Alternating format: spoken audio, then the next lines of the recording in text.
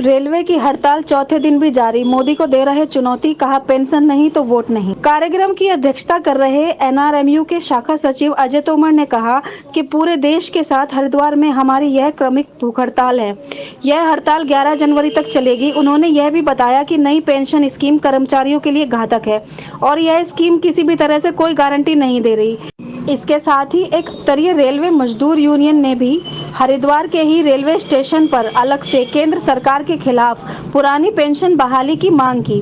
Union के रवि थापा ने बताया कि उनकी यूनियन के द्वारा भी लगातार अलग अलग जगह ऐसे ही प्रदर्शन जारी हैं। उन्होंने यह भी कहा कि आने वाले लोकसभा चुनाव में मोदी जी का सपना चकनाचूर हो जाएगा, उनकी मुसीबत बढ़ जाएगी।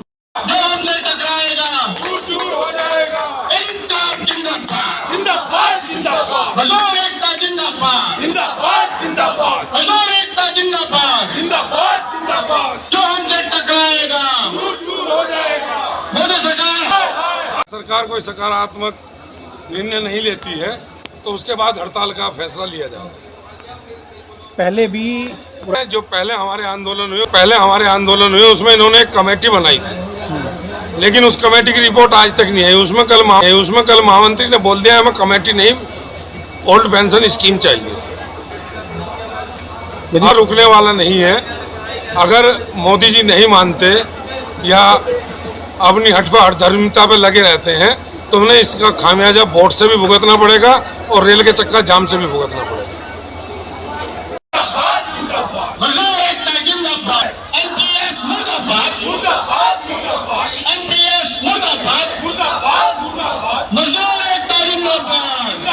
पेंशन स्कीम थी जिसके अंदर कर्मचारी को एक नियत कैलकुलेशन के अंतर्गत मालूम रहता था कि उसको कितनी पेंशन मिलेगी, और जब वो उस पेंशन को रिटायरमेंट के पश्चात अपने परिवार में जाता था तो उस परिवार उसे अपना बोझ नहीं समझता था। वो भी अपने परिवार के लिए कुछ करने के लिए, अपने नाती पोतों सबको परिवार को करने के लिए एक स्थिति में रहता था। आज एनपीएस जो लागू हो रहा है इसमें कोई गारंटी नहीं है कि पेंशन कितनी मिलेगी। अभी कुछ पुराने जो आंकड़े आए हैं, पुराने कुछ लोग रिटायर हुए हैं जो नई पेंशन स्कीम के तहत हुए हैं, उनकी पेंशन सुन के आपके पैरों तले जमीन खिसक जाएगी। 20-20 साल की पेंशन के बाद, 20-20 साल की सर्विस के बाद उनकी पेंशन किसी की 3200 रुपये, किसी की 3400 रुपये पेंशन बनी है। तो आज के ज़माने में 3200 या 3400 रुपये से क्या होता है। और एनपीएस में सबसे बड़ी जो दुखद स्थिति है,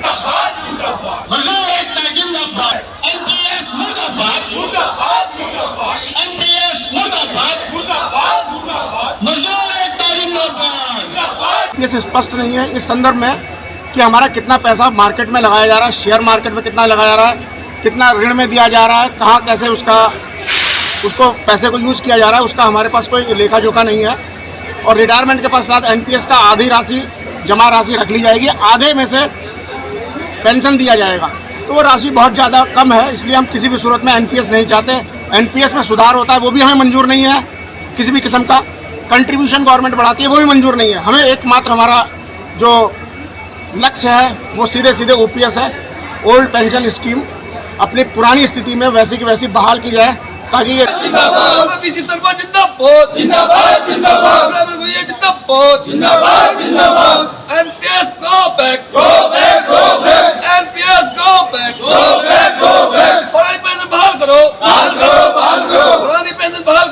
आठ से 11 तक का डिवीजन में भी पूरा हो रहा है और ब्रांच लेवल में आज 11 तारीख का, और ये आगे भी चलता रहेगा। ये एनपीएस के विरोध में हमें ओपीएस चाहिए, हर कर्मचारी को चाहिए ओपीएस, क्योंकि इसमें हमें एनपीएस में कुछ नहीं मिल पा रहा।